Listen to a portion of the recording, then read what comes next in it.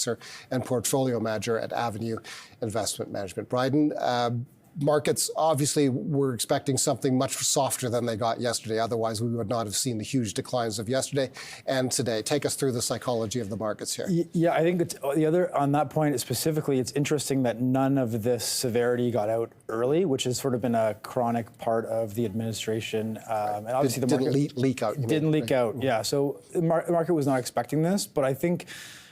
There's a couple angles in which to look at it. The ridiculousness of the tariff levels are, from my opinion and our opinion, are not at a level that are going to persist for a period of time. This is clearly a tactic to come up with very ridiculously high tariff rates on all kinds of countries that are not even involved in predatory trade practices with the U.S. And I would expect there to be some second or third sequence that's there. We can't see, but to pretend like that's not there, I think, is a little bit naive. At the same time, we have to accept the fact that this is now going to be the status quo for the time being. I think there's a couple sort of goalposts in terms of timelines that I think are important.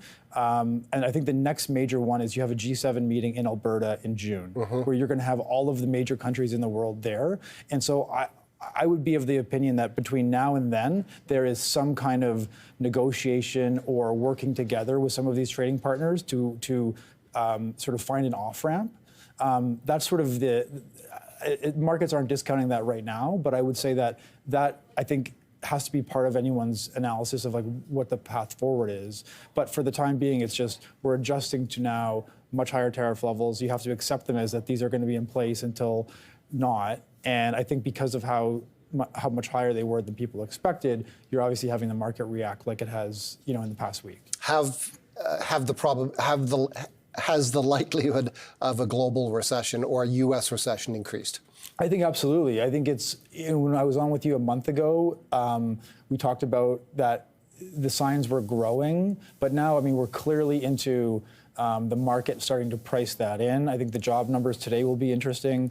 Yesterday or 2 days ago, again, the challenger job layoffs were again higher than they were the previous month. So you're starting to have also the DOGE cuts for government workers laying in. So there's almost three layers of this, the way I'm thinking about this, or we're thinking of it at Avenue. There's the AI, CapEx, tech cycle questions on one hand. There's the government cutting and sort of job losses at the fiscal level on another. And then the third is tariffs. And there's really now the market and the economy are going to be hit by all three simultaneously. And so whenever you get three shocks all at once, it just increases the likelihood that you're going to have much more recessionary conditions.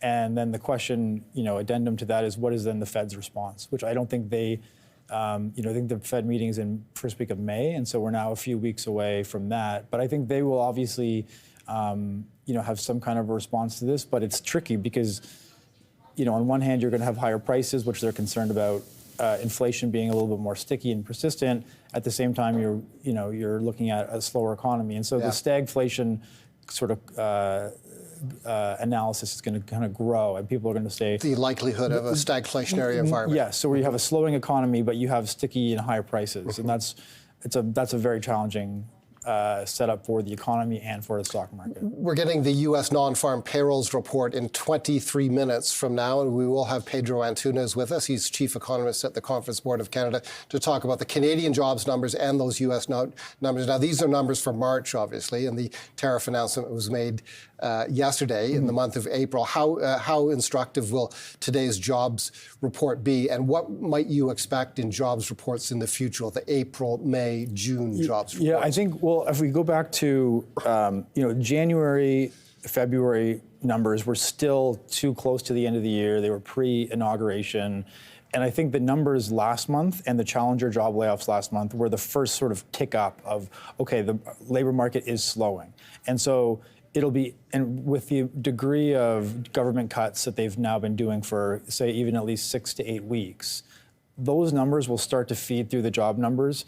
They might even be there for March. And so the persistence of, if you look a year or two ago, the comment was, the economy was slowing and we were maybe at risk of recession, but government hiring, if you look at like healthcare, education, were always strong every month. That was a huge contributor to the employment gains every month. And so if you're taking that away, and that was the biggest source of growth, the administration is talking about reprivatizing the economy, and that's all well and good, but like at the same time, you're taking away what was the biggest contributor to gains in employment. So I would expect whether March is there or April, but you're going to start seeing it in the numbers. And that will then feed into the recession talk and then what the Fed response is to that. You must be getting lots of questions from clients about this, lots of worry. What are you telling them? How do you hold their hands? I think so. We started talking about the concern or the risk of tariffs and a very different Trump 2.0 at the end of last year. And so, I think at the time we were getting comments, and there was a euphoria around U.S. stocks, U.S. dollar, everything else is irrelevant. It was so extreme in November, December. It started to change a little bit into January, and we weren't positioned for that.